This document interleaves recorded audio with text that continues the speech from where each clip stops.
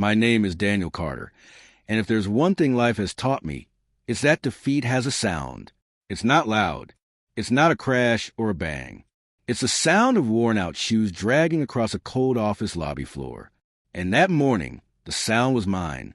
I had just failed another interview. Before continue the story, please subscribe to the channel. The receptionist barely looked up when I passed her desk. Her nails clicked against the keyboard as if my failure was just another routine part of her day.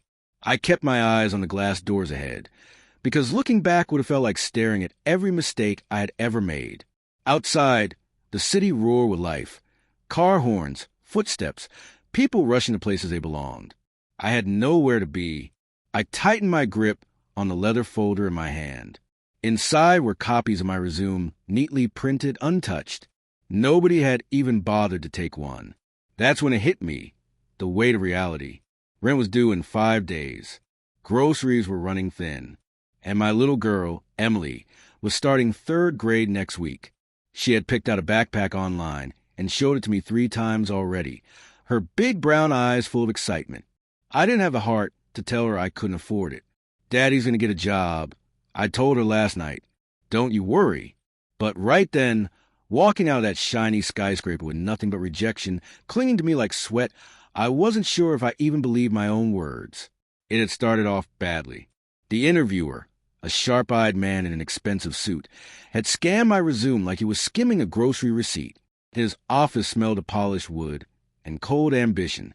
You've had quite a few short-term jobs, he noted, raising an eyebrow. I shifted uncomfortably. Yes, sir. After my wife passed, I had to move around a lot for work, raising my daughter alone. He cut me off.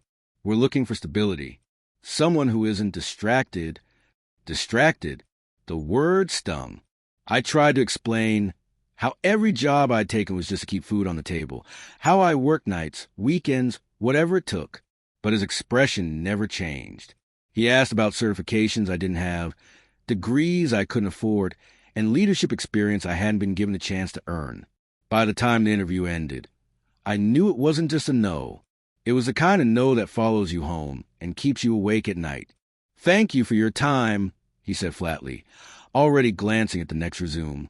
And that was it. As I pushed through the glass doors of the building, I felt like I was leaving more than an office behind.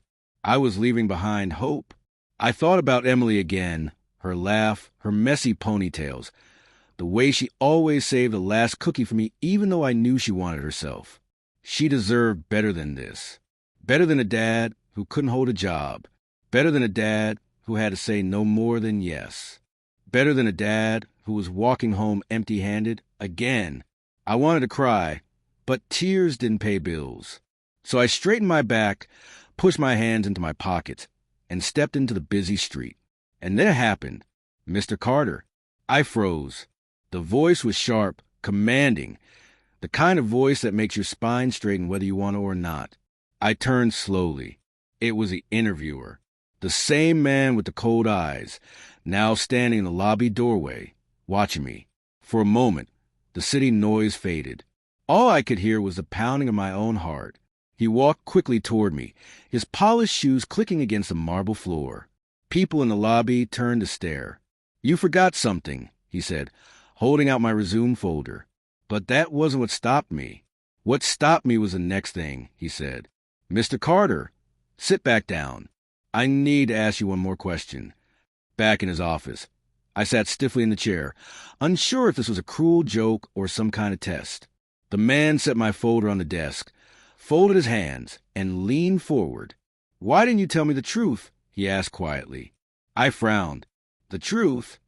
He nodded. You didn't just take those short-term jobs because you couldn't find stability. You took them because you put your daughter first. Didn't you? My throat tightened. How do you know that? I whispered. He leaned back. Because I did the same thing once. My wife left me when my son was 3. I took every odd job I could find just to keep the lights on. People told me I lacked ambition. What they didn't understand was my ambition was keeping him alive. I couldn't breathe. For the first time, I saw something in his eyes that hadn't been there before. Compassion. Recognition. He tapped the folder. Your resume doesn't show degrees. It doesn't show fancy titles. But it shows grit. And grit is what built this company in the first place. I swallowed hard. So, what are you saying? He smiled faintly. I'm saying I don't want to lose a man like you. The room spun as his words sank in. I'd like to offer you a position, he continued. Not the one you applied for. Something better. A role where your work ethic matters more than your diploma. My hands trembled. I couldn't stop them. You're serious? Dead serious. He pushed a contract across the desk.